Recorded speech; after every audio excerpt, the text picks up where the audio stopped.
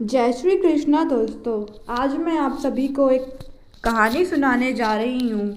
अगर मेरी कहानी आप सभी को अच्छी लगे तो मेरे चैनल को सब्सक्राइब करें, वीडियो को लाइक करें और शेयर करें। बहुत पुरानी बात है। जंगल में उन दिनों पशुओं का नहीं, पक्षियों का राज होता था। जंगल के सभी पक्षियों ने सर्वसम्मानित से मैना को रानी और मोर को राजा चुन लिया था। बाकी के सभी उनकी आज्ञा का पालन करते थे। जंगल के एक बड़े हिस्से में उन्होंने गेहूं, बाजरा, मक्का की खेती की हुई थी। फसल तैयार होने पर सभी को बराबर का हिस्सा मिल जाता था। सभी पक्षी जंगल में प्रेम भाव से रहते थे। ये बात वहाँ रहने वाले बाज को पसंद नहीं आ रही थी, क्योंकि वो सदा से मांसाहारी था और जंगल के नियमों के अनुसार उसे बेवजह खेती बाड़ी में अपना योगदान देना पड़ता था। उस दिन भी कुछ ऐसा सा हुआ। सारी फसलें तैयार थी। मैना ने कबूतर को सभी पक्षियों को उनका हिस्सा देने के लिए तराजू लाने के लिए भेजा। कबूतर भंडार गृह से तराजू लेने के लिए भंडार गृह तक पहुंच गया। भंडार गृह के दरवाजे पर खड़े चील ने कबूतर से आने की वजह पूछी। रानी मैना का लिखित आदेश चील को दिखाने के बाद चील ने अंदर जाकर तराजू लाकर कबूतर को दे दिया। कबूतर उसे धन्यवाद देकर वहां से फौरन अनाज वितरण समारोह में पहुंच गया। सभी पक्षियों को उनके परिवार के सदस्यों के हिसाब से साल भर का राशन बांट दिया गया। सभी कार्य कुशलतापूर्वक संपन्न हो गया। आखिर में बस एक बोरी मिले जुले अनाज की बच गई, जिसे मैना ने अपनी मौसी के लिए रखवा लिया। ये बात जब राजा मोर को पता चली कि मैना ने नियमों का उल्लंघन किया है और अनाज की हेरा फेरी की है, उसे ये बात पसंद नहीं आई। उसका और मैना का इस बात से झगड़ा शुरू हो गया। मैना ने अपनी सफाई में दलील देती रही कि ये अनाज उसने अपनी मौसी जी, जो उस समय उपस्थित नहीं हो सकी, उनके लिए रखा है और कल वह किसी के हाथ उनके घर पहुंचा देगी। पर नियमों का वास्ता देते हुए मोर ने रानी मैना को बहुत बुरा भला कह दिया। बात इतनी बढ़ गई कि आनन फानन में सभी पक्षियों को एक इमरजेंसी मीटिंग के लिए संदेश भेज दिया गया। सभी पक्षियों के सामने अपना पक्ष मैना ने रखते हुए कहा कि उसने ये कदम क्यों उठाया। मेरे प्यारे भाई बंधुओं, जैसा कि आप सभी जानते हैं, मैंने आज तक कभी भी किसी नियम का उल्लंघन नहीं किया है, पर इंसानियत के नाते आज मैंने अपनी मौसी, जो आजकल किसी भी समय अपने बच्चों को जन्म देने वाली है, उनके हिस्से का अनाज अपने पास रखवा लिया, ये सोचकर कि कल उस अनाज को मैं किसी के हाथ उनके पास पहुंचा दूंगी। मैं जानती हूँ कि ये गलत है, नियम के अनुसार नहीं है। सभी पक्षियों का भोजन वितरण समारोह के समय स्वयं उपस्थित होना है आवश्यक होता है, पर अगर कोई मजबूरीवश उपस्थित नहीं हो सका तो क्या उसका हिस्सा नहीं मिलना चाहिए? क्या ऐसा करके मैंने अपराध किया है? अब इसका फैसला मैं आप सभी पर छोड़ती हूँ, कहकर मैना चुप हो गई। भाइयों, आपने रानी मैना का पक्ष सुन लिया है। अब मैं, जो इस जंगल का राजा हूँ, आप सभी के सामने उन नियमों का हवाला देता हूँ। नियम सभी के लिए एक समान है, कोई भी उससे ऊपर नहीं है, चाहे वह राजा हो या रानी। अगर हम आज एक के लिए नियम तोड़ते हैं तो फिर कल किसी दूसरी बात के लिए नियम तोड़ेंगे। इस तरह तो सभी मनमानी करने पर उतारू हो जाएंगे, जो कि किसी भी देश के हित में नहीं है। मैं रानी मैना को इसी वक्त अपने पद से त्याग पत्र देने के लिए कहता हूँ। उन्होंने गलती की है तो सजा भी उन्हें मिलनी चाहिए। नहीं, ऐसा नहीं हो सकता। हमारी रानी दयालु है, हम उन्हें ऐसा कभी नहीं करने देंगे। रानी की तरफ से कोयल गुट की लीडर बनकर अपना निर्णय सबको सुना रही थी। ऐसा नहीं हो सकता है, राजा की बात का मान सभी प्रजा को करना चाहिए। कानून सभी के लिए एक समान है, चाहे वो रानी हो या प्रजा। कबूतर दूसरे गुट की अगुवाई करते हुए बोला। बात बनने के बजाय बिगड़ती जा रही थी। धीरे धीरे पक्षियों के दो गुट बन गए और सभी एक दूसरे के साथ हाथापाई पर उतर आए। वाक युद्ध से शुरू अब हुई लड़ाई अस्त्र शस्त्र तक पहुंच गई। अपनी चोंच में तीखे डंडियों के साथ पक्षी अपने अपने राजा रानी के लिए मर मिटने को तारू हो गए। शाम हुई तो युद्ध थमा और दोनों तरफ की सेनाएं आराम करने लगीं। पर रानी को कहाँ चैन, घूम घूम कर अपने घायल सैनिकों की मरहम पट्टी करती रही। घायल सैनिकों को देखकर उसकी आंखों में आंसू आ गए। अब सिर्फ पक्षियों तक यह युद्ध सीमित नहीं रहा।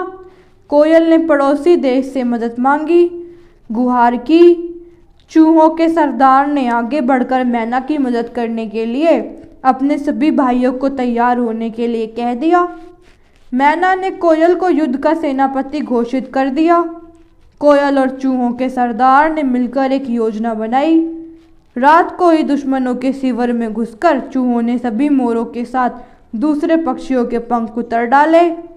युद्ध से थके हुए सैनिक बेहोशी की हालत में गहरी नींद में सो रहे थे।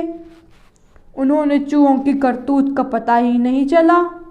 अगले दिन युद्ध का बिगुल बज उठा। दोनों तरफ की सेनाएं सामने सामने आके खड़ी हो गईं। रानी मैना के आह्वान पर उनके सैनिकों ने दुश्मनों के सैनिकों को पल भर में ही परास्त कर दिया।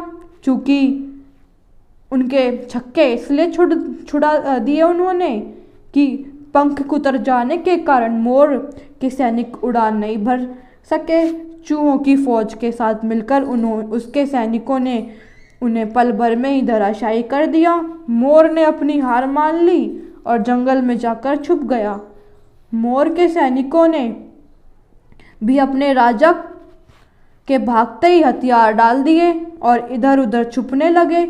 मोर युद्ध की हार से शर्मिंदा होकर जंगल में जाकर एक पेड़ की ऊंची शाखा पर बैठकर रानी मैना को राजा की पदवी से सम्मानित होते देख आंसू बहा रहा था।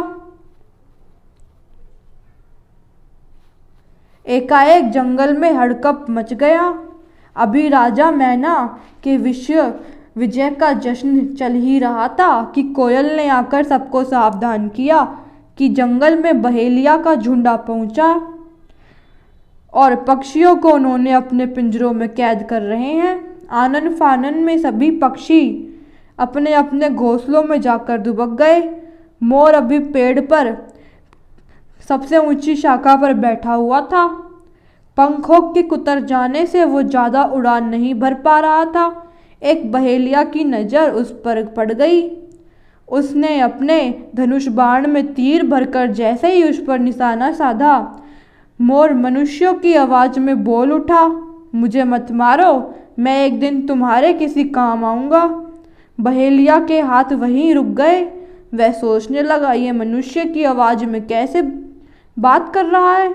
अगर मैं इसे पकड़ लूँ और राजा के दरबार में जाकर इसे बेच दूँ तो मैं एक अमीर आदमी बन जाऊँगा। मुझे फिर इस जंगल में दर दर नहीं भटकना पड़ेगा। बहेलिया ने दोबारा तीर कमान साधा। मोर फिर उसे गिड़गिड़ाते हुए कहने लगा, ए नेक दिल इंसान, तुम मुझे छोड़ दो, मैं किसी दिन तुम्हारे काम आऊँगा। बहेलिया ने उसकी बात मान ली, पर पेड़ पर चढ़कर मोर को रस्सी से बांधकर अपने घर ले आया। बहेलिये ने उससे कहा, तुम मनुष्य की बोली कैसे बोल लेते हो? मोर ने कहा, मैं एक राजकुमार हूँ, पर शापवश मुझे मोर बना दिया गया है। पिछले 5 सालों से मैं यहाँ इस जंगल का राजा बनकर रह रहा था। ओह, तुम मनुष्य होकर मोर के वेश में, ये तो तुम्हारे साथ बहुत बुरा हुआ, पर तुम्हें शाप किसने दिया? एक लंबी कहानी है। मैंने अभी अभी युवा अवस्था में कदम ही रखा था। माता पिता का लाडला होने के कारण उद्दंड होता जा रहा था। पूर्णिमा की रात थी। मैंने अपने कक्ष में सोने की जगह महल की छत पर जाकर आकाश गंगा के सौंदर्य को निहार रहा था। उसी समय वहां परियों का एक उड़न खटोला जा रहा था। नदी के किनारे राजमहल के बगीचे के सौंदर्य को देखकर परियां वहां रुककर कुछ देर विश्राम करने लगीं। उन्हीं परियों में एक सबसे खूबसूरत परी थी, ऐश्वर्या। उसका दूधिया रंग ऐसा था जैसे किसी ने दूध में केसर घोल दिया हो। चंपई रंग के पंख, सूर्य सा मुख पर तेज। उसे देखते ही मुझे उससे प्यार हो गया। उसे किसी भी कीमत पर बस अपना बनाना चाहता था। छत से उतरकर मैं बगीचे में एक वृक्ष की ओट से उसे अपलक देख रहा था। खेल खेल में सभी परियां नदी में उतरकर जल क्रीड़ा करने लगी और मैं वहीं मंत्रमुग्ध खड़ा उसे निहारता रहा। स्नान के बाद जैसे ही वो अपने वस्त्र धारण करने लगी, मैंने पीछे से जाकर ऐश्वर्या परी को अपनी बाहों में जकड़ लिया, पर पुरुष के छूते ही उसके पंख जलकर राख हो गए और वह वहीं तड़पने लगी। एकाएक उसे ऐसी हालत में देखकर मैं घबरा गया। उसके साथ की सभी परियां उसे वहीं छोड़कर उड़न खटोले में बैठकर वहां से चली गईं। मुझे अपनी गलती का एहसास हुआ और मैं अपनी गलती के लिए बहुत शर्मिंदा भी था। मैंने परी ऐश्वर्या से अपनी गलत व्यवहार के लिए माफ़ी मांगी, पर तब तक बहुत देर हो चुकी थी। परी ऐश्वर्या ने मुझे श्राप दे दिया, जा तू मनुष्य रहने के लायक नहीं है, जा मोर बन जा, सुंदरता तेरे लिए भी अभिशाप बन जाएगी। एक दिन तू भी बिना पंखों के हो जाएगा, तब तुझे अपनी बेबसी का एहसास होगा। और उसी समय मैं मनुष्य से मोर बन गया। राजमहल में अपने माता पिता को अपने कृत्य के बारे में बताया। राजवैद्य ने परी का इलाज किया, उसके पंख वापस आ गए, पर उसे ठीक होते हुए पूरे 2 साल लग गए। 2 साल बाद वो अपने घर वापस जा सकी और जाते जाते मुझे भी शाप मुक्त कर गई। कहने लगी, एक दिन बहेलिया तुझे मारने के लिए आएगा, तू उससे अपने लिए जीवन दान मांगना, मगर अगर उसने तुझे जीवन दान दे दिया तो उसके साथ उसके घर पर 2 साल रहकर वापस अपने महल आ सकेगा। उस पर भी अगर तेरे परिवार के सदस्य तुझे अपनाने के लिए तैयार हो गए, उनसे मिलने से पहले अगर तू चाहे तो किसी को भी अपना दूत बनाकर भेज सकता है। अगर उन्होंने मुझे अपना लिया तभी तू मनुष्य शरीर को दोबारा पा सकेगा, वरना पूरा जीवन तुझे मोर बनकर रहना होगा। बहेलिया, बस यही मेरी कहानी है, अब तुम बताओ क्या तुम मेरी मदद करोगे?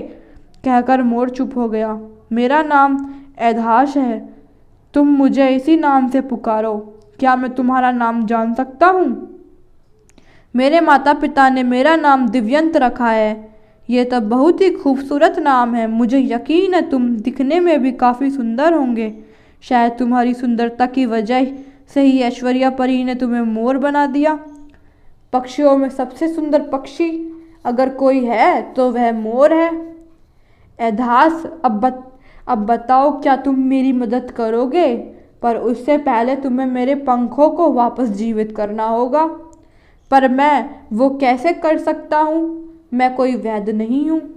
तुम मुझे भोजन में हर रोज़ मेरा मनपसंद भोजन खाने को दोगे तो मेरे पंख अपने आप वापस आ जाएंगे। कहकर मोर चुप हो गया। तुम अपना भोजन खुद भी ढूंढ सकते हो, यहाँ वहाँ देखो कितने कीड़े मकोड़े मिट्टी में चलते रहते हैं, यही तो तुम खाते हो। माना सभी मोरों को यही पसंद भोजन होगा, पर मैं ये सब नहीं खाता, मुझे सिर्फ मीठे रसीले फल पसंद हैं। तो फिर ठीक है, मैं जंगल से तुम्हारे लिए हर रोज़ मीठे और रसीले फल ले आया करूँगा। धीरे धीरे अब उन दोनों में दोस्ती हो गई। ऐधास ने मोर को पिंजरे में बंद करके रखना बंद कर दिया, क्योंकि वो जानता था पिंजरे में कोई भी खुश नहीं रह सकता। दूसरा पंख न होने की वजह से वो उड़कर कहीं नहीं जा सकता है। अगर भागने की कोशिश करेगा तो भी वो उसे पकड़ लेगा। ऐधास हर रोज़ मोर को उसका मनपसंद भोजन खिलाता रहा। इसी तरह 1 साल गुजर गया। मोर के पंख अब वापस आने शुरू हो गए थे। एक दिन उसने एधास से कहा, मुझे लगता है कि मैं अब उड़ सकता हूँ, तुम मेरी पीठ पर बैठ जाओ, मैं तुम्हें अपने महल लेकर जाना चाहता हूँ। लेकिन एधास नहीं माना। मैं तुम्हारी बात नहीं मान सकता, मुझे अब भरोसा नहीं है कि तुम पूरी तरह से ठीक हो चुके हो। पहले तुम मुझे एक लंबी उड़ान भरकर दिखाओ, अगर तुम इसमें सफल हुए तब मैं तुम्हारी बात मानूंगा। मोर ने एक ही छलांग में आंगन के उगे हुए पेड़ की सबसे ऊंची शाखा पर जाकर बैठ गया। उसने अपने पंखों को फैलाया और एक लंबी उड़ान भरी। काफ़ी देर आसमान में उड़ान भरने के बाद वो नीचे ज़मीन पर उतर आया। एधास को अब यकीन हो गया कि मोर उड़ने लायक हो गया है। एधास को यकीन दिलाने के बाद कि वो अब लंबी उड़ान भरने के लिए तैयार है, दिव्यंत ने अगले दिन एधास से कहा, मुझे लगता है अब हमें अपना आगे का सफ़र शुरू करना चाहिए, पर उससे पहले तुम मेरी बात ध्यान से सुनो। तुम जानते हो, शाप के कारण मैं सीधा अपने महल में प्रवेश नहीं कर सकता। मुझे अपने माता पिता से मिलने महल में रहने वाली बहन के पास जाना होगा। अगर कोई मेरे बारे में पूछे कि तुम दिव्यंत को जानते हो तो उनसे कहना, पहले जादुई मटका मेरे हवाले करो, तब मैं तुम्हें दिव्यंत के बारे में बताऊंगा। ठीक है, कहकर एधास यात्रा पर जाने की तैयारी करने लगा।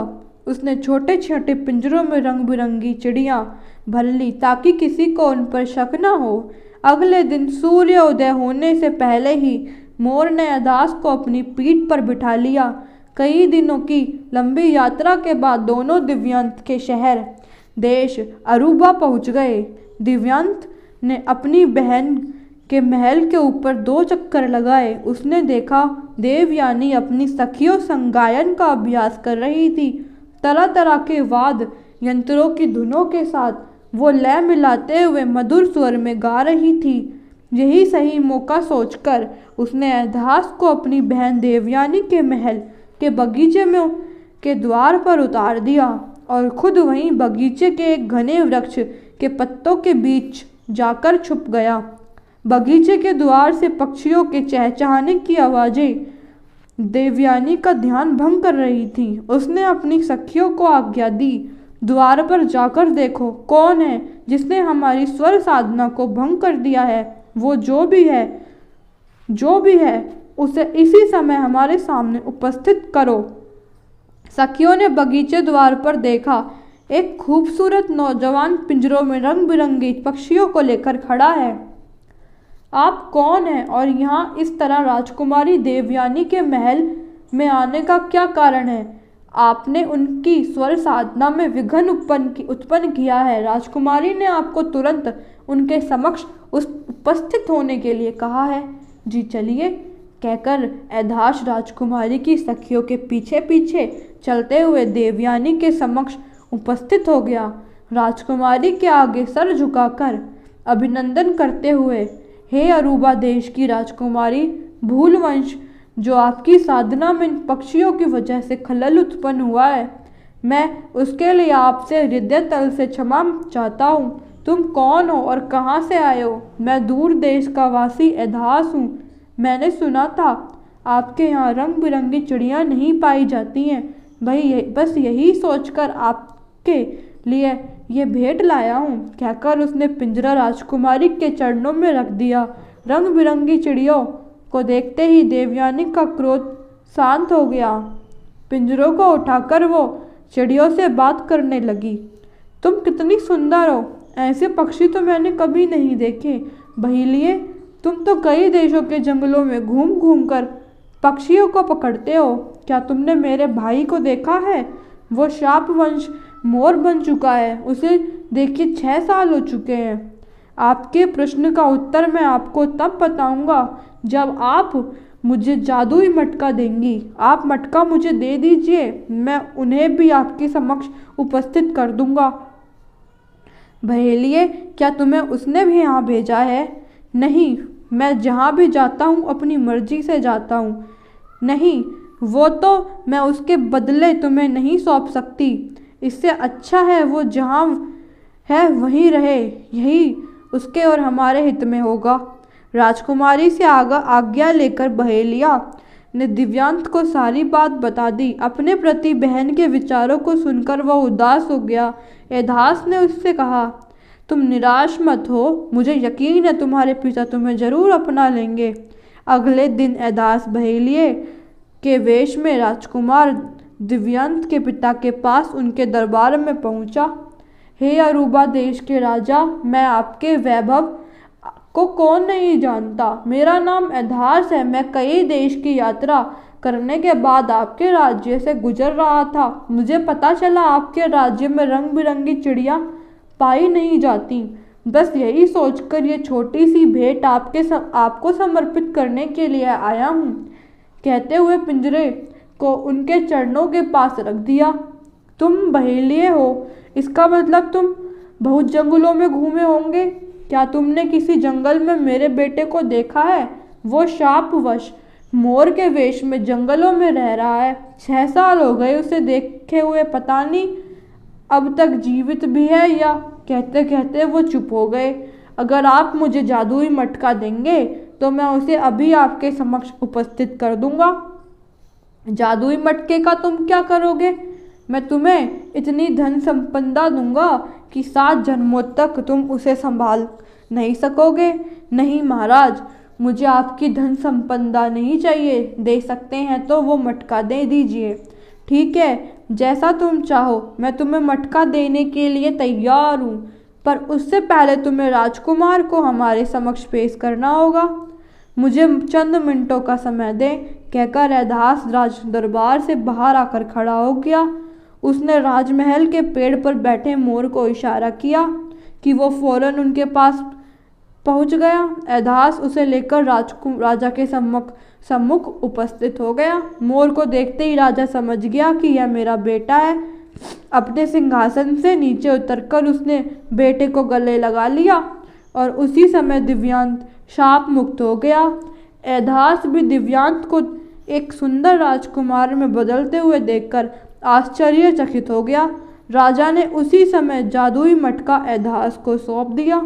जादुई मटका सौंपते वक्त उसे एक चेतावनी भी दी। इस मटके से सिर्फ तुम 3 बार ही कुछ मांग सकोगे, इसलिए जो भी मांगना सोच समझकर मांगना।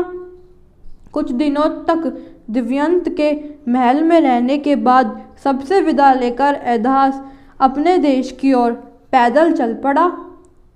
चलते चलते न जाने कितनी नदियाँ, पहाड़ एधास ने पार कर ली। यहाँ तक का सफ़र तो उनका आराम से तय हो गया, पर आगे का मार्ग काफ़ी कठिन था। पोयास देश का कोसों लंबा चौड़ा रेगिस्तान उसके सामने मुंह फैलाए खड़ा था। डरकर पीछे हटने में एधास नहीं था। वह एक वीर शिकारी था। चलते चलते उसने रेगिस्तान का भी काफ़ी रास्ता तय कर लिया, पर अब भी उसे इस रेगिस्तान का आखिरी छोर कहीं दिखाई नहीं दे रहा था। कई दिनों तक लगातार चलते चलते थकावट और प्यास से अब वो बेहाल हो रहा था। पानी की एक बूंद भी उसके पास नहीं बची थी। सिर पर सूर्य की गर्मी, पैरों तले तपती गर्म रेत में चलते हुए उसके पाँव में छाले पड़ चुके थे। कई बार उसे लगता कि रेगिस्तान के अंत नज़दीक है, पर पास जाने पर हर बार उसका भ्रम निकलता। कुछ और दूर चलने के बाद उसे कुछ दूरी पर खजूर के वृक्ष दिखाई दिए। कहीं फिर यह उसकी आंखों का भ्रम तो नहीं। वह वहीं खड़े अपनी आंख मलकर देखने लगा, पर अब उसे साफ साफ वो वृक्ष के झुंड दिखाई दे रहे थे। अपने कदमों की गति को तेज करते हुए एधास वहां तक पहुंच गया। रेगिस्तान के बीच मरु उद्यान पाया जाना उसके लिए किसी चमत्कार से कम नहीं था। खजूर के पेड़ों के पास एक कुआं था, साथ ही एक टूटी फूटी सी झोपड़ी थी जिसकी छत खजूर के वृक्ष की पत्तियों से बनी हुई थी। झोपड़ी के अंदर जाकर उसने देखा वहाँ एक चारपाई बिछी हुई थी। झोपड़ी और चारपाई इस जगह पर, इसका अर्थ है यहाँ कोई ना कोई अवश्य रहता है। झोपड़ी के चारों तरफ चक्कर लगाने के बाद भी उसे वहाँ कोई नज़र नहीं आया। वापस झोपड़ी के अंदर जाकर एधास को एहसास हुआ कि वो कितनी रातों से ढंग से सोया नहीं है, पर विश्राम करने से पहले वो अपनी प्यास बुझाना चाहता था। कुएं के पास ही एक रस्सी और तांबे का मटका दिखाई दिया। उसने कुएं से जल निकालने के लिए जैसे ही उस मटके को नीचे उतारा, कुएं के भीतर से आवाज आई, कौन मेरी जो अनुमति के बिना मेरा जल ले रहा है? मैं अधाश हूँ, प्यासा हूँ, क्या आप मुझे कुएं से जल निकालने की अनुमति देंगे? नहीं, यह सिर्फ मेरा कुआं है, चले जाओ यहाँ से और मेरी नींद में विघन मत डालो। तुम कौन हो? कुएं में क्या कर रहे हो? निडरता से अधास कुएं के अंदर झांकते हुए पूछा, मेरा नाम संबर है और मैं उस रेगिस्तान का मालिक हूँ, पर तुम कुएं के अंदर क्यों? क्या कर रहे हो? मेरा महल कुएं के भीतर है, मेरी नींद में विघन मत डालो। अगर मैं बाहर आ गया तो तुम जीवित नहीं बचोगे। अब अधास के सामने दो ही रास्ते थे। उसने सोच लिया था, मरना तो निश्चित है, या तो मैं रेगिस्तान में प्यास से तड़पते हुए अपने प्राण त्याग दूं, या फिर संबर की अनुमति के बिना उसके कुएं से जल निकालकर अपनी प्यास बुझा लूं। एधास ने दोबारा जल निकालने के लिए मटके को कुएं में उतार दिया, पर मटके को वो वापस ऊपर खींच नहीं सका। कुएं के भीतर से संबर ने उस मटके को पकड़ लिया। एधास वहीं जमीन पर सिर घुटनों के बीचों बीच रखकर बैठ गया। संबर, जिसकी नींद पहले ही एधास की वजह से खराब हो रही थी, क्रोध में तमतमाते हुए कुएं से बाहर निकल कर आया। अपने सामने एक लड़के को जमीन पर बैठे देख उसका गुस्सा 7वें आसमान पर पहुंच गया। तू यहाँ आराम करने की नीयत से आया है? तू जानता नहीं कि मेरी अनुमति के बिना यहाँ कोई परिंदा पंख नहीं फड़फड़ा सकता, और तू मेरी अनुमति के बिना जल लेना चाहता था? एधास जमीन से उठकर उसे देखने लगा। उसे उम्मीद नहीं थी कि कुएं के अंदर से कौन बाहर निकल कर आ सकता है। संबर के शरीर का ऊपरी भाग मनुष्य का और निचला भाग अजगर का। एधास उसे देखकर थर-थर कांपने लगा। उसके सामने ये क्या है? उसकी कल्पना उसने सपनों में भी नहीं की थी। उसने एधास को चींटी की तरह हवा में उठा लिया और जोर जोर से हंसने लगा। मूर्ख मानव, अब बता यहाँ क्या करने आया है? सिर्फ जल पीने के लिए रुका था या किसी और मकसद से? जल्दी बता, नहीं तो तुझे यहीं ढेर कर तेरी हड्डियों को पीस कर रेगिस्तान में फेंक दूंगा। मुझे माफ़ कर दो, मैं नहीं जानता था ये आपकी आरामगाह है। मुझे माफ़ कर दो। हाँ, माफ़ी? वो तो मैं किसी को भी नहीं देता। अगर तू जिंदा रहना चाहता है तो अब मुझे तेरे 3 काम करने होंगे। तुझे मेरे 3 काम करने होंगे। अगर तू उन्हें पूरा कर लिया तो मैं तुझे जीवित छोड़ दूंगा, फिर तू अपने घर जा सकेगा, वरना जिंदगी भर मेरा गुलाम बनकर रहना होगा। एधास सोच रहा था, इधर मौत उधर खाई, किस तरफ जाऊं? मरना तो निश्चित है, पर मरने से पहले मरना उसे स्वीकार नहीं था। इसी सोच से उसने संबर से कहा, अगर मैं तुम्हारे 3 काम पूरे कर दूंगा तो क्या तुम मुझे आज़ाद कर दोगे? हाँ, पर कार्य पूरे होने के बाद। ठीक है, मुझे पहला कार्य बताओ। एधास ने हिम्मत दिखाते हुए संबर से पूछा। ये सामने तुम्हें क्या नज़र आ रहा है? चारों तरफ रेगिस्तान ही रेगिस्तान है। ये तो कोई अंधा भी बता सकता है, इसमें क्या बड़ी बात है? हाँ, इस मैदान में मुझे तरबूजों की खेती करके दिखाओ। तरबूज मेरा प्रिय भोजन है। अभी मैं विश्राम करने जा रहा हूँ। कल सुबह यहाँ चारों तरफ तरबूज ही तरबूज दिखाई देने चाहिए। और हाँ, भागने की सोचना भी मत। इस रेगिस्तान को आज तक कोई जीवित नहीं लांघ सका है। एधास समझ गया कि वो किसी भयंकर मुसीबत में फंस गया है। हाथ जोड़कर घुटने जमीन पर टिकाकर संबर से रहम की भीख मांगने लगा। हे कुएं में रहने वाले संबर, मैं एक छोटा सा बहेलिया हूँ। पक्षियों को पकड़कर उन्हें बेचकर अपना गुजार बसर करता हूँ। खेती कैसे करते हैं नहीं जानता। अगर जानता तो यहाँ एक दिन में इस विशाल रेगिस्तान में तरबूज की खेती कैसे करूँगा। संबर उसकी बात अनसुनी करके कुएं के अंदर विश्राम करने चला गया। एधास की समझ में नहीं आ रहा था कि अब वो क्या करेगा। तेज तपती धूप से बचने के लिए वह झोपड़ी के अंदर चारपाई पर जाकर बैठ गया। कहते हैं एक राह बंद होती है तो दूसरी राह अपने आप खुल जाती है। एधास के साथ भी कुछ ऐसा ही हुआ। झोपड़ी के अंदर एधास को चारपाई पर बैठे हुए दोपहर से शाम हो गई। उसका ध्यान बार बार अपनी पीठ पर बंधे मटके की तरफ जा रहा था। दिव्यंत के पिता ने कहा था कि यह मटका तुम्हारी 3 इच्छाएं पूरी कर सकता है, पर सोच समझकर इसका इस्तेमाल करना। क्या मैं इस मटके से मदद लूं? लोग कहते हैं नेकी कर दरिया में डाल। मैं भी तो एक नेक काम करके वापस घर जा रहा हूँ, फिर मेरे साथ बुरा क्यों हो रहा है? क्या ये मटका मुझे इस बुरे वक्त से बचाने के लिए ही दिया गया है? और उसने एक निर्णय ले लिया, अगर जीवित ही नहीं बचा तो ये मटका भविष्य में मेरे किस काम आएगा। ये सोचते ही उसकी सारी चिंताएं दूर हो गईं। अपनी ही उधेड़ बुन में डूबे हुए एधास को तभी एक आवाज़ सुनाई दी, खट खट खट। हैरानी से चारों तरफ अपनी निगाह दौड़ाते हुए देखने लगा कि ये आवाज़ कहाँ से आ रही है। एधास मुझे बाहर निकालो, एधास मुझे बाहर निकालो। अपना नाम सुनते ही वो एक झटके से चारपाई से खड़ा हुआ। तुम कौन हो? जो भी हो सामने आ जाओ। एधास मुझे बाहर निकालो। फिर वही आवाज़ उससे सुनाई दी। छोटी सी झोपड़ी जिसमें एक चारपाई है, दूसरी ओर कोई चीज़ नहीं है। वो आवाज़ कहाँ से आ रही थी उसे समझ नहीं आ रहा था। कौन उसे बाहर निकालने के लिए कह रहा था? सोचते हुए उसने चारपाई उठा ली। चारपाई के नीचे सुनहरे कपड़े से किसी चीज़ को ढका हुआ था। उसने कपड़ा हटाकर संगमरमर के पत्थर सा तलाशा हुआ एक औरत का बुत था। एधास उस बुत की सुंदरता को देखकर आश्चर्यचकित हो गया। रेगिस्तान में इतना सुंदर बुत आज तक किसी की इस पर नजर नहीं पड़ी। कहते हुए उसने बुत को सिर पर हाथ फेर दिया। उसे एहसास हुआ बुत के बाल रेशम के समान मखमली हैं। धीरे धीरे उस बुत ने आकार बदलना शुरू कर दिया। एधास के सामने स्वर्ग की अप्सराओं से भी सुंदर एक युवती खड़ी थी। उसे देखते ही नहीं उससे पूछा, कौन हो तुम? मैं संबर की बेटी एनिरका हूँ। बेटी हो? इस अवस्था में क्यों? हैरानी के भाव उसके चेहरे पर आ रहे थे। मुझे मेरे पिता ने ही श्राप देकर इस शिला में परिवर्तित कर दिया था। पर क्यों? सालों पहले मेरे नाना ने उन्हें एक श्राप दिया था कि एक दिन मैं भी उन्हें छोड़कर चली जाऊंगी। बस इतनी सी बात के लिए उन्होंने मुझे तुरंत शिला बनाकर रख लिया।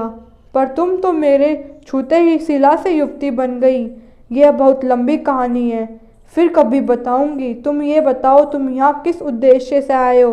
तुम संबर की बेटी हो, मैं तुम पर यकीन कैसे कर सकता हूँ? हो सकता है तुम जो भी कर रही हो उसी के कहने पर कर रही हो, या तो तुम मुझे पूरा सच बताओ, वरना मुझे अकेला छोड़ दो। मैं खुद ही बहुत बड़ी मुसीबत में हूँ। देखो, मुझ पर भरोसा रखो, मैं तुम्हें धोखा नहीं दूंगी।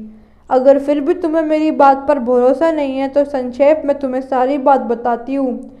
एक बार एक साधु यहाँ रेगिस्तान घूमते घूमते आ पहुँचे। मैंने और मेरे पिता ने उनकी बहुत सेवा की और हमारी सेवा से खुश होकर जाते हुए वो अपने कमंडल से जल निकालकर इस कुएं में डाल गए और कहने लगे, ये कुआं इस रेगिस्तान में सदा मीठे पानी से भरा रहेगा। मुझे आशीर्वाद देते हुए कहने लगे कि तू अपनी पसंद के नौजवान से शादी करेगी। मेरे कान में भी कुछ और कहकर वो चले गए। उनकी बात सुनकर मेरे पिता की नाना के शाप वाली बात याद आ गई। उन्होंने मुझे शाप देकर शिला बना दिया, क्योंकि वो डरते थे कहीं मेरे नाना और साधु की बात सच ना हो जाए। पर शाप देने से पहले वो मुझसे ये पूछना भूल गए कि साधु ने मेरे कानों में क्या कहा था। ऐसा क्या कह दिया था उस साधु ने जो तुम अपने पिता को नहीं बता सकी? एधास ने अनिरका से पूछा। साधु ने कहा था, किसी दिन कोई राही इस मार्ग से होकर गुजरते हुए इस झोपड़ी में आकर बैठेगा। अगर उसने मेरी आवाज़ सुनकर मेरे ऊपर रखे कपड़े को हटाकर मेरे बालों को स्पर्श कर लिया, तुम उसी पल शाप से मुक्त हो जाओगी और तुम उसी व्यक्ति से तुम विवाह करना। तो क्या आज से पहले कोई भी मनुष्य इस चारपाई पर आकर नहीं बैठा? एधास के स्वर में अविश्वास झलक रहा था। नहीं, ऐसा नहीं है। बहुत से मनुष्य आकर बैठे, पर जैसे ही मैं उन्हें उनके नाम से पुकारती, वो मेरी आवाज़ सुनते ही यहाँ से भाग खड़े होते और मेरे पिता के हाथों मृत्यु को प्राप्त हो जाते। मैं तुमसे शादी कैसे कर सकता हूँ? तुम्हारे पिता ने मुझे भी 3 कार्य करने को कहा है। अगर मैंने उन्हें पूरा नहीं किया तो मेरा हाल भी वही होने वाला है जो दूसरे लोगों का हुआ है। कल सुबह की पहली किरण के साथ मेरी मौत भी निश्चित है। मैं तुमसे विवाह नहीं कर सकता। एनिरका की बात करते हुए वो मनी मन सोच रहा था कि क्या मैं एनिरका को जादुई मटके की बात बता दूं, पर अभी मैं कैसे इस पर भरोसा कर सकता हूँ। कुछ देर तक इसका व्यवहार देखता हूँ। जब इसकी तरफ से पूरी तरह निश्चित हो जाऊंगा तब एनिरका को जादुई मटके की बात बताऊंगा। क्या हुआ? किस उधेड़बुन में हो तुम? मुझे बताओ, उन्होंने तुम्हें कौन सा कार्य करने के लिए कहा है? मैं उस कार्य को पूर्ण करने में तुम्हारी मदद कर सकती हूँ। अपने पिता के विपरीत जाकर तुम मेरी मदद करना चाहती हो, पर वह एक असंभव कार्य है जिसे कोई भी पूर्ण नहीं कर सकता। मैं संबर की बेटी हूँ। अगर वो शक्तिशाली है तो मेरे अंदर भी कम शक्तियाँ नहीं है। तुम मुझे बस वो कार्य बताओ। ऐसा है तो फिर यहाँ से बाहर आकर देखो जहाँ तुम्हारी नज़र जा रही है। तुम्हें क्या नज़र आ रहा है? कहकर अदास ने उसे बाहर ले आया। चारों तरफ रेतीली रेगिस्तान फैला हुआ है।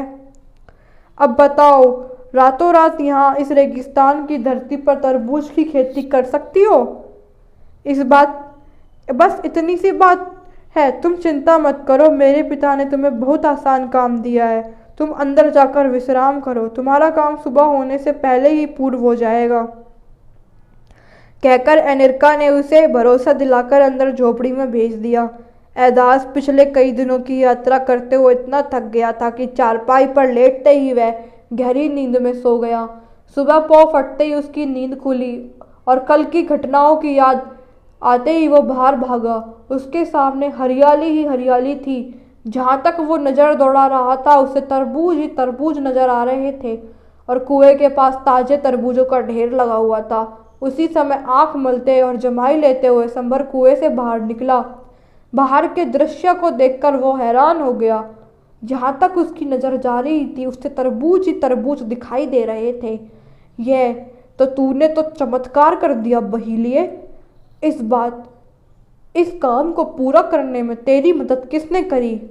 पर बता संबर, तुम्हें तरबूज चाहिए थे, मैंने अपना पहला काम पूरा कर दिया है। ये जानकर तुम क्या करोगे कि मेरी मदद किसने की है? वैसे तुम्हारी जानकारी के लिए बता देता हूँ, इस रेगिस्तान में मेरे और तुम्हारे अलावा कोई दूसरा मनुष्य है तो क्या जीव जंतु भी यहाँ मौजूद नहीं है, फिर कौन मेरी मदद कर सकता है?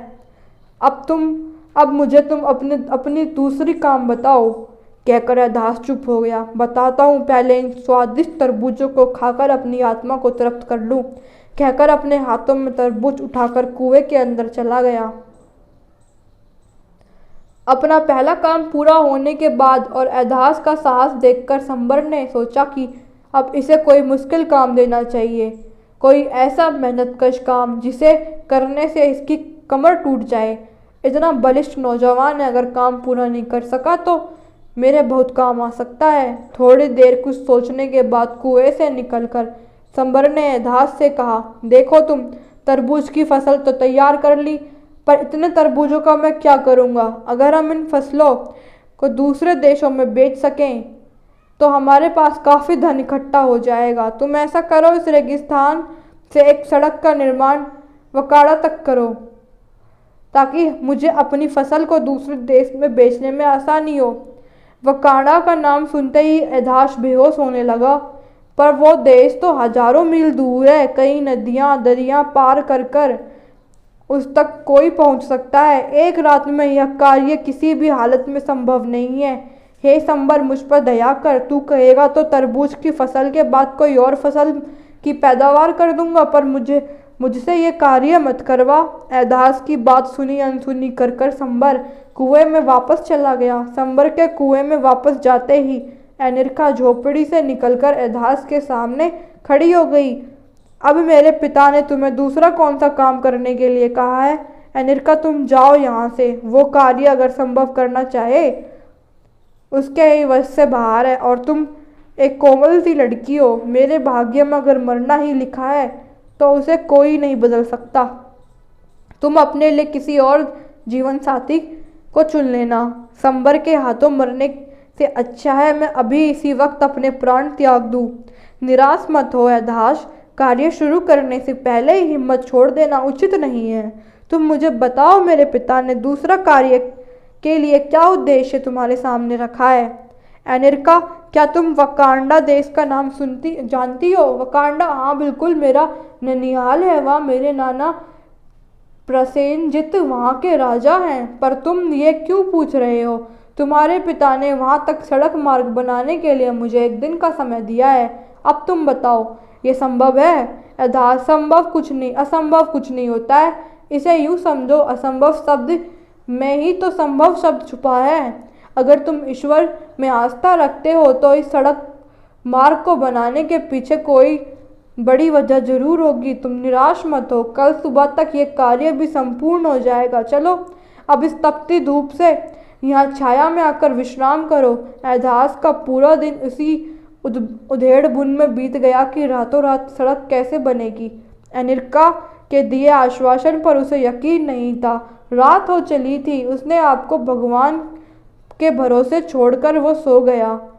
सुबह पौ फटते ही वो उठकर बैठ गया। आंख मलते हुए झोपड़ी से बाहर आकर देखता है तो उसका मुंह खुला का खुला रह जाता है। लाल पत्थरों से बनी सड़क के दोनों किनारों पर छायादार फलों के वृक्ष भी थे। एधास को एक पल के लिए लगा शायद वह रातों रात किसी दूसरे स्थान पर पहुंच गया है। हे देखा एधास, मैंने कहा था ना कि कुछ भी मुश्किल नहीं है। एधास को आश्चर्यचकित होते देख एनिरका बोली, एनिरका, मैं तुम्हारा एहसान जीवन भर नहीं चुका पाऊंगा, पर तुमने अकेले ये कार्य पूरा किया। तुमने मुझे दोबारा जीवन दान दिया है। एधास, जीवन दान तो तुमने भी मुझे दिया है, वरना न जाने कितनी सदियों तक मैं शिला के रूप में रहती और तुम यूँ भूल जाते हो कि मैं किसकी बेटी हूँ। तभी उन दोनों को संबर के चिल्लाने की आवाज़ सुनाई दी। एधास ने देखा संबर पागलों की तरह अपने सिर के बाल नोच रहा था। एधास, मैं झोपड़ी में जा रही हूँ। अगर मेरे पिता मुझे तुम्हारे साथ देख लेंगे तो इस बार वो हम दोनों को जीवित नहीं छोड़ेंगे। कहकर एनिरका जल्दी से झोपड़ी के अंदर चली गई। एधास, ये काम किसने किया है? मुझे बता दे, वरना मैं तुम्हें जीवित नहीं छोड़ूंगा। तुम्हारा काम मैंने पूरा किया है, यही तुम्हारी शर्त थी। पोयास से वकांडा तक का सड़क निर्माण जो पूरा हो चुका है। अब मुझे तीसरा काम बताओ जिसे पूरा करने के बाद मैं सकुशल अपने घर जा सकूं। मुझे आज तक किसी ने नहीं हराया। तू क्या समझता है तू मुझे हराकर यहाँ से जीवित निकल जाएगा? गुस्से में तमतमाते हुए उसके मुंह से आग निकल रही थी। दोनों कामों को करने के बाद तू समझ रहा है कि तू अगले काम को भी पूरा कर देगा, तो यह सोचना तेरी मूर्खता है। दास संबर, तुम मुझे काम बताओ, व्यर्थ बातों में समय बर्बाद मत करो।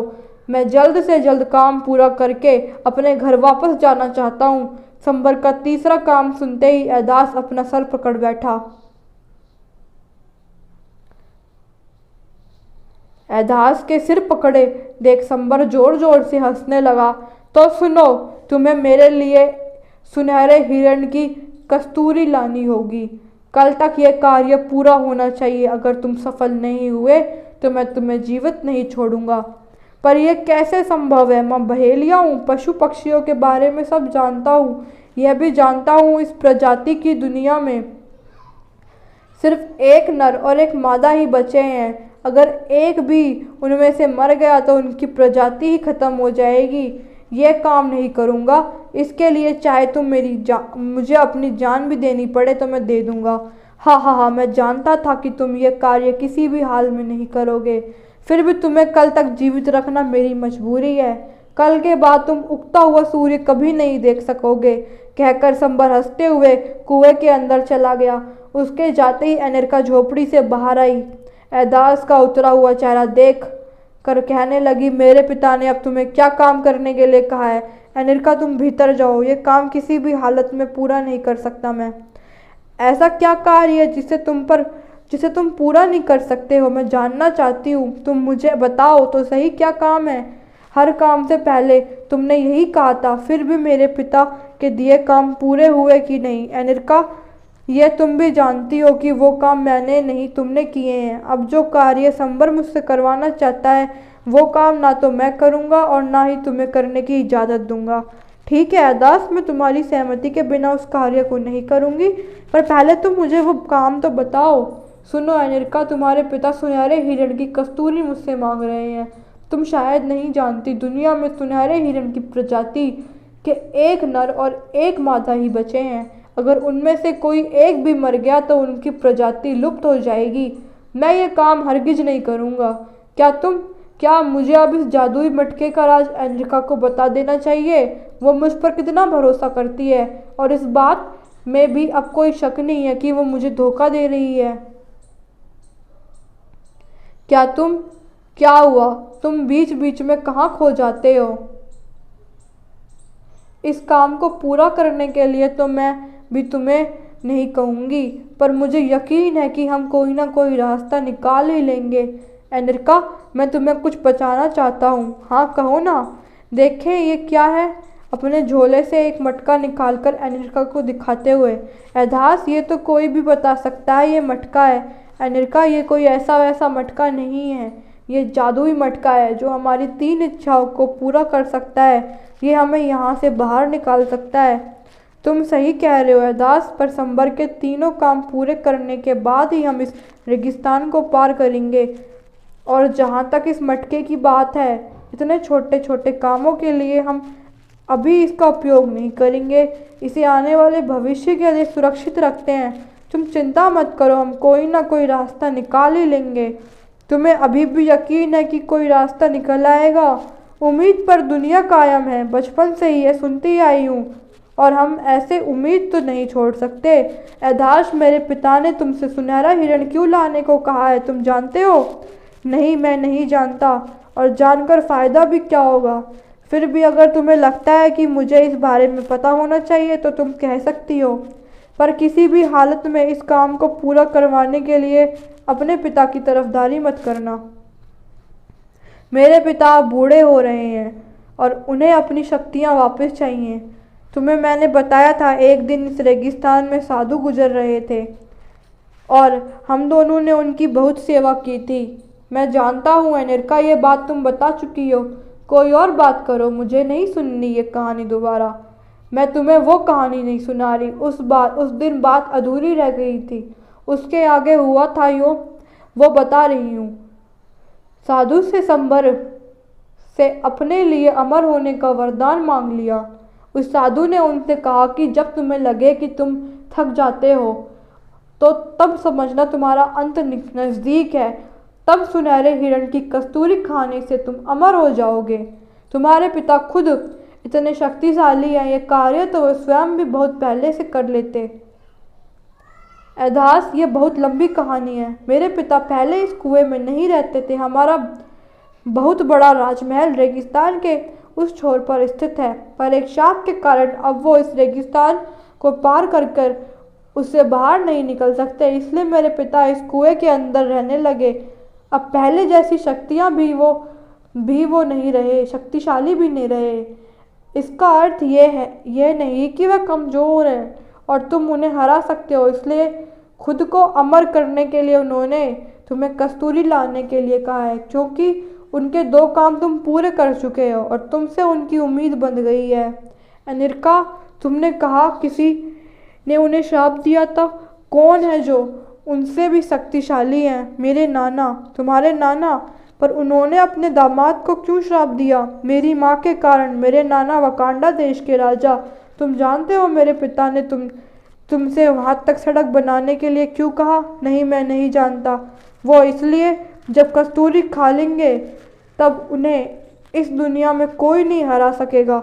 वो अमर हो जाएंगे, तब वो वकांडा पर आक्रमण करके उसे अपने अधीन करके मेरे नाना से बदला ले सकेंगे। अब समझे? इसलिए रेगिस्तान के दूसरे छोर से तुम्हें सड़क बनाने के लिए क्यों कहा? एक बात अभी भी समझ नहीं आई, तुम्हारे नाना ने उन्हें श्राप क्यों दिया? एदास, तुम ये तो जान चुके हो, वकांडा मेरा ननिहाल है। मेरी माँ राजकुमारी स्वर्णिका की खूबसूरती के चर्चे दूर दूर तक फैले हुए थे। कई देशों के राजकुमारों ने मेरी माँ से शादी का प्रस्ताव मेरे नाना के पास भेजा। उनमें से एक मेरे पिता भी थे। मेरे नाना ने सभी राजकुमारों के प्रस्तावों को देखकर राजकुमारी स्वर्णिका के स्वयंवर का न्योता सभी इच्छुक राजकुमारों को भेज दिया। सभी राजकुमार स्वयंवर से 1 महीने पहले वकांडा पहुंच गए। सभी को एक एक दिन राजकुमारी से मिलने के लिए दिया गया ताकि वो राजकुमारी को बता सकें कि क्यों राजकुमारी को उसे चुनना चाहिए। एक एक करके सभी राजकुमार अपने देश के वैभव को राजकुमारी को बता चुके थे। बस कोई राजकुमार बचा था तो वो मेरे पिता। वो अपना रूप बदलने में वो माहिर थे। एक सुंदर राजकुमार के वेश में वो राजकुमारी के पास उनसे मिलने गए। उनकी किस्मत अच्छी थी या बुरी मैं नहीं जानती। 12 घंटे के बाद उन्हें अपने आप असली रूप में आना पड़ता था। राजकुमारनी स्वर्णिका के महल के बगीचे में टहलते हुए वो दोनों एक दूसरे में इतने खो गए कि उन्हें समय का ध्यान नहीं रहा। राजकुमारी उन्हें अपना दिल उसी समय दे चुकी थी। राजकुमारी मेरे पिता को सारिंदा वाद बजा कर सुना रही थी। मेरी माँ इस वाद में इतनी निपुण थी, इनमें से निकलने वाले 100 प्रकार की धुनें उनको उंगलियों पर याद थी। उन्हीं धुनों को सुनते सुनते मेरे पिता वहीं बगीचे में सो गए और वहीं उनका असली रूप राजकुमारी के सामने आ गया। उस रूप को देखते ही राजकुमारी बेहोश हो गई। राजकुमारी को अचेत अवस्था में देखकर उनकी सेविकाएं उन्हें उठाकर महल के भीतर ले गई। राजवैद्य को उसी समय बुलाया गया। उन्हें राजकुमारी में किसी रोग के कोई लक्षण दिखाई नहीं दिए। सभी ने यह अनुमान लगाया कि पिछले 1 महीने से प्रतिदिन राजकुमारों से मिलने की वजह से उन्हें थकावट हो गई है। उन्हें आराम की सख्त ज़रूरत है। इस बीच किसी का भी ध्यान मेरे पिता की तरफ नहीं गया। ये कह सकते हैं कि वो उस दिन बाल बचे थे। जब आधी रात उनकी तंद्रा भंग हुई तो खुद को वहाँ बगीचे में अकेले पाया। चुपचाप सबकी नज़रों से बचते हुए वो अपने विश्राम गृह पहुँच गए। राजकुमारी की बिगड़ती हालत देखकर स्वयंवर की तारीख को अनिश्चित काल के लिए आगे बढ़ा दिया गया। सभी राजकुमार एक एक करके वापस अपने देश को लौटने लगे। मेरे पिता तब तक नहीं जान पाए थे कि उनके उस रात उनके सोने के बाद क्या हुआ। राजकुमारी उस दिन के बाद पीली पड़ती जा रही थी। सभी से मिलना जुलना उन्होंने बंद कर दिया था। राजवैद्य भी उनकी बीमारी को समझ नहीं पा रहे थे। मेरे पिता अभी भी उनके महल में रह रहे थे। उन्हें मेरी माँ की चिंता थी। उन्हें इस हालत में छोड़कर जाने का उनका मन नहीं था। दूसरी तरफ मेरी माँ उन्हें भुला नहीं पा रही थी। अपनी सखियों से मेरे पिता के बारे में पल पल की जानकारी लेती रहती थी। आखिर उन्हें यह बिछोह सहन नहीं हो सका और वो उनसे मिलने उनके विश्राम गृह पहुंच गई। उन्होंने वहां जाकर मेरे पिता को सारी सच्चाई बता दी और ये भी कह दिया अगर उनके पिता को आपके बारे में कुछ पता चल गया तो उनका यहाँ से जीवित बचकर जाना नामुमकिन होगा। अपने प्रति इतना प्यार और स्नेह देखकर मेरे पिता ने मेरी माँ को बता दिया कि एक दिन 12 घंटे वो उसी रूप में होते हैं जिसे देखकर वो बेहोश हो गई थी और बाकी के 12 घंटे एक आम मनुष्य की तरह व्यवहार करते हैं। क्या तुम मुझे इन दोनों रूपों में स्वीकार करती हो? कहकर विवाह का प्रस्ताव उन्होंने सामने रख दिया। मेरी माँ जो पहले ही उन्हें अपना दिल सौंप चुकी थी, उनके प्रस्ताव को देखकर स्वीकार कर लिया। उसी रात चांद सितारों को साक्षी मानते हुए दोनों ने गंधर्व विवाह कर लिया। कहकर अनिका चुप हो गई। एदास को अपना अतीत बताते हुए अनिका गुमसुम हो गई। अपनी माँ जिसकी उसे शक्ल भी याद नहीं थी, आज उसे याद करते हुए उसकी आंखें भर आईं। अपने आंसुओं को एदास से छुपाने की भरसक कोशिश कर रही थी पर एदास उसकी पीड़ा को महसूस कर रहा था। एदास ने उसका हाथ अपने हाथ में लेकर कहा, अगर तुम चाहती हो तो थोड़ी देर के बाद बात करते हैं। नहीं, मैं ठीक हूँ, कहकर उसने आगे की कहानी बतानी शुरू की। माँ ने नाना जी को बता दिया कि उन्हें संबर से गंधर्व विवाह कर लिया है, पर संबर का सच उनसे छुपा लिया। बेटे की पसंद को अपनी स्वीकृति के साथ 100 घोड़े, 1000 गायें, 2000 बकरियां, राजकुमार की 50 सेविकाओं और अथाह धन संपन्नता के साथ अपनी इकलौती बेटी को विदा किया। 1 साल बाद मेरा जन्म हुआ। मेरे नाना अपनी नवासी से मिलने के लिए प्रयास आ गए। उस रात मेरी तबीयत ठीक नहीं थी। मेरे माँ और पिता सारा दिन मेरी देखभाल करते हुए रात को गहरी निद्रा में सो रहे थे। मैं दूसरे कक्ष में थी और जोर जोर से रो रही थी। मेरी रोने की आवाज़ मेरे नाना के कानों तक पहुंच गई। काफ़ी देर तक वो इंतज़ार करते रहे कि शायद मेरे माता पिता की नींद खुल जाए, पर हार कर जब मेरा रोना नहीं रुका तो मुझे उठाकर वो मेरे माता पिता के शयन कक्ष में ले आए और तुम्हारे पिता की सच्चाई उनके सामने आ गई। हाँ, वो बहुत बुरी रात थी। मेरे नाना का क्रोध शांत हो नहीं रहा था और संभर से ज़्यादा गुस्सा उन्हें मेरी माँ पर था कि कैसे वो अपने पिता को धोखा दे सकती है। गुस्से में मुझे उठाकर अपने साथ लेकर जाने लगे। मेरे माता पिता दोनों उनके पीछे पीछे भागे।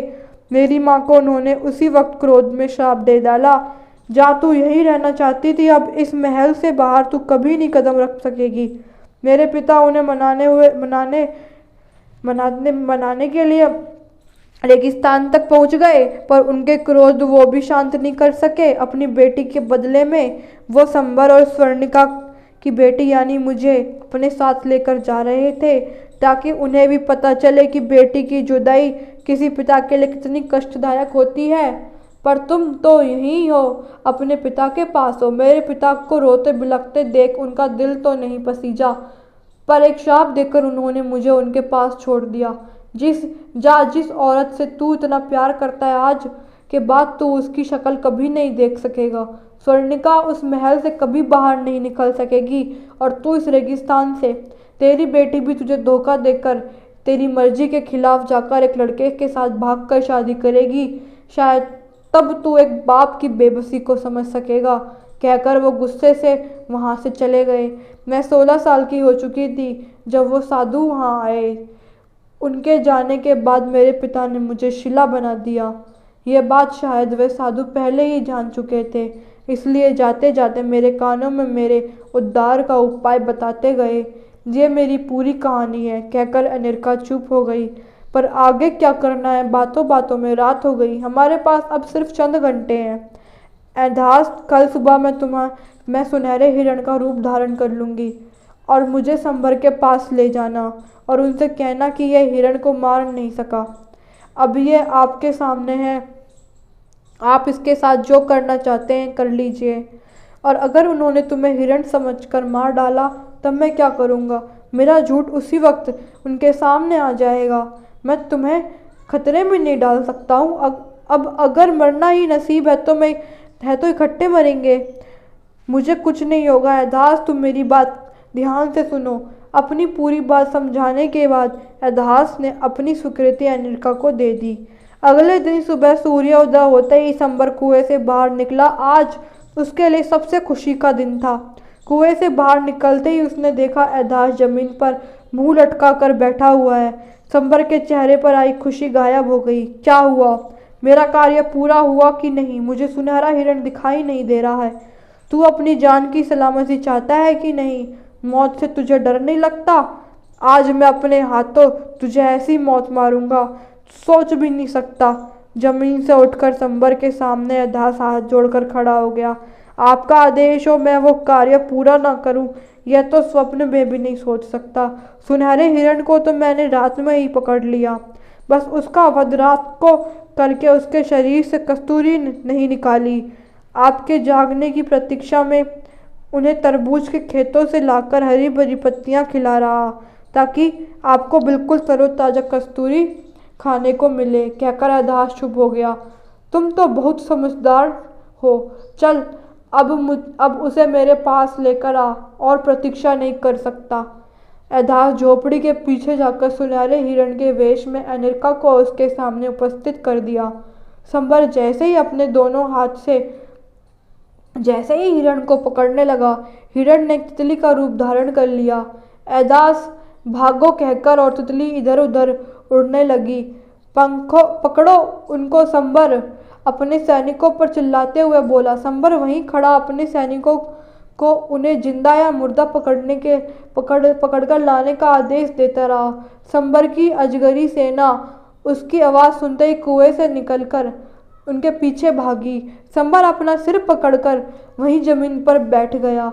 उसे समझ नहीं आ रहा था कि वो अपने सैनिकों को तितली को पकड़ने के लिए कहे या एधास को, क्योंकि दोनों विपरीत दिशा में भागते हुए काफ़ी आगे निकल गए।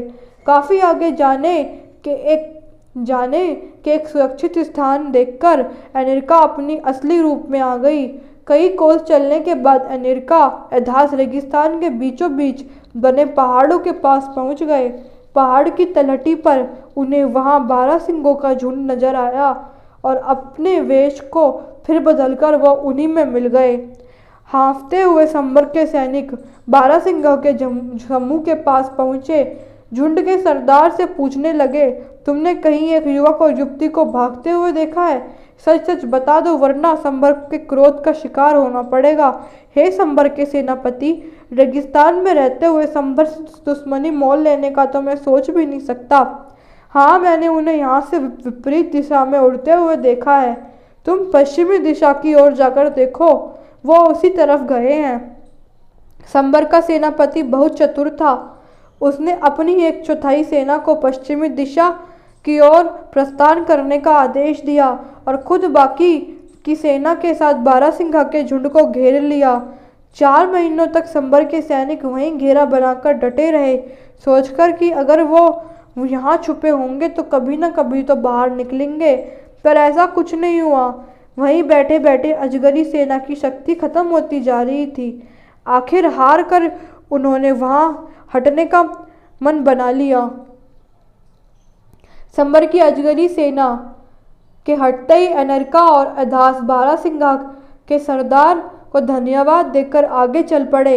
उधर काफ़ी महीनों तक उनका कोई समाचार संबर को नहीं मिला, तो उसने ड्रैको उड़ने वाली छिपकलियों को उनकी तलाश में भेजा।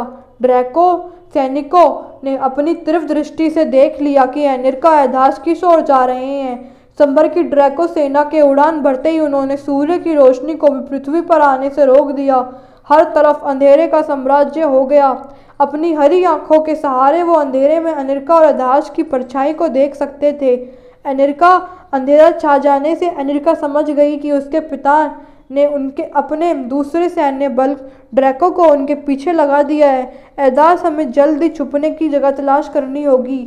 संबर की ड्रैको सेना की नज़र से कोई छुप नहीं सकता। वो अंधेरे में भी अपने शिकार को ढूंढ लेती है। अपने चाल में तेजी लाते हुए दोनों ने भागना शुरू कर दिया। भागते भागते वो एक पहाड़ के सामने पहुंच गए, जो उनका रास्ता रोक के खड़ा था। उसकी ऊपरी चोटी से धुंध के बादल निकल रहे थे। रेगिस्तान में फिर पहाड़ देखकर एधास को आश्चर्य हुआ। ये कौन सा पहाड़ है और चारों तरफ ये धुंध कैसी फैली है? एधास, ये ज्वालामुखी पर्वत है। सदियों पहले इसके मुंह से गरम गरम लावा निकला करता था, पर अब ये शांत हो चुका है।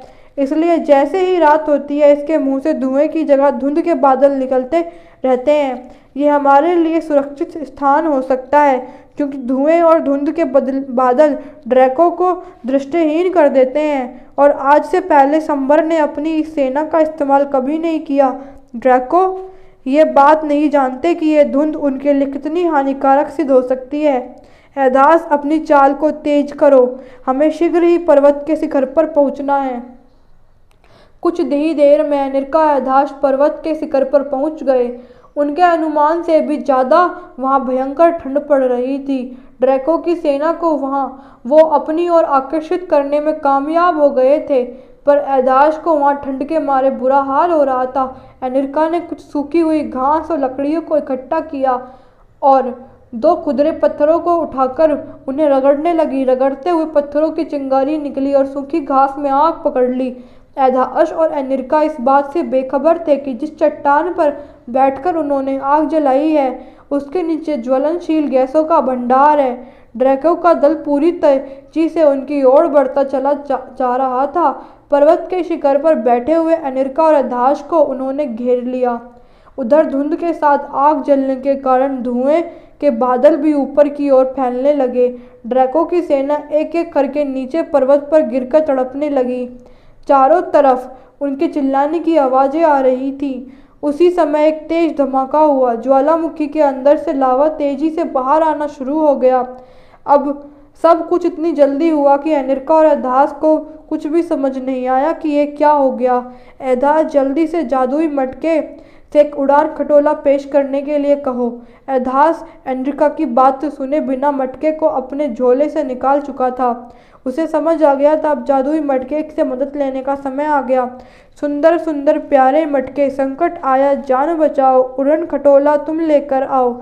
अभी एधास ने बात पूरी भी नहीं की, एक उड़न खटोला उनके सामने आ गया। अनिका और एधास बिना समय गंवाए उस पर चढ़ गए।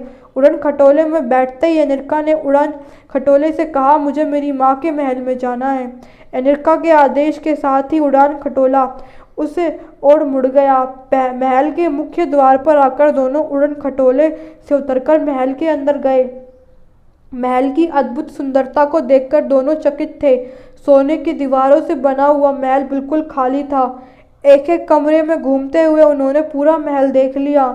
सभी सेवक और सेविकाएं पत्थर के बुतों में थे। उन सभी के बुतों के बीच अनिका को कहीं उनकी माँ का बुत नजर नहीं आया। उदास होकर वो महल के पीछे बने बगीचे में पहुंच गई, जहां उसे वहाँ सारिंदाबाद की धुन सुनाई दी। वो चारों तरफ देखने लगी पर उसे कोई नजर नहीं आया। अनिका को समझ में आ गया उसकी माँ इस दुनिया को छोड़कर जा चुकी है और अब बस सुनाई देगी तो उनकी धुनें, जो अब हमेशा के लिए इस महल की चारदीवारी में बस गई थी। अनिका ने एधास से कहा, एधास, जादुई मटके से कहो इन बुतों में प्राण फूंक दे। माँ नहीं है पर इन्होंने मेरी माँ के साथ समय व्यतीत किया है। मैं इनसे अपनी माँ के बारे में सब कुछ जानना चाहती हूँ। ठीक है अनिका, जैसा तुम कहो, कहकर एधास मटके से कहने लगा, सुंदर सुंदर प्यारे मटके, देखो कैसे बुत बने, इन सब में तुम प्राण फूंक दो। उनके कहने भर की देरी थी। सभी बुत बने हुए नर नारी दोबारा जीवित होकर पहले की महल में घूम घूम कर काम करने लगे, मानो उन्हें कुछ हुआ ही ना हो। जब ज्वालामुखी फटने से सभी ड्रैगन गर्म राख और लावे में जलकर भस्म हो गए। लावा बहते बहते संबर के कुएं तक जा पहुंचा, उसमें गिरने लगा। लावा के गिरते ही संबर और उसकी बची हुई सेना जलकर खाक हो गई। कुएं में लावा गिरने से वह धीरे धीरे शांत होकर पत्थरों में बदलता गया और कुएं के जल का स्तर ऊपर आने से उसने एक नदी का रूप ले लिया। रेगिस्तान अब नखलिस्तान में बदल चुका था। चारों तरफ हरियाली ही हरियाली हो गई। एधास और अनिका ने भी एक दूसरे के साथ विवाह कर लिया। उधर वकांडा में जब अनिका के नाना प्रिंस जत को खबर पहुंची कि संबर की मृत्यु हो चुकी है, अनिका और एधास ने एक दूसरे के साथ विवाह कर लिया है, वो उन्हें आशीर्वाद देने पोयाश आए।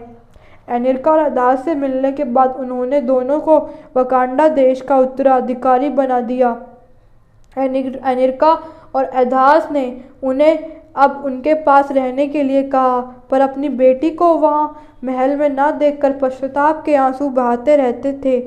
क्रोध में दिए शाप को अपनी भूल मानते हुए स्वर्णिका से बार बार माफ़ी मांगते रहते। उनकी ऐसी अवस्था देख अनिका उन्हें महल के बगीचे में गई, जहाँ उसकी माँ के सारिंदाबाद की आवाज़ हमेशा सुनाई देती थी। वहीं बगीचे में बैठकर प्रिंस जनित अब सारा दिन अपनी बेटी के आवाज़ से निकलने वाली धुनों को सुनते रहते। जीवन भर यही रहने का निश्चय कर लिया। बेटी ना सही, बेटी के वाद की निकलती धुनें उनके दुखों को कम कर रही थी। एधास ने जादुई मटके से पोयाश देश को फिर से खुशहाल बनाने के लिए कहा। अब उसके राज्य में चारों ओर खुशहाली थी।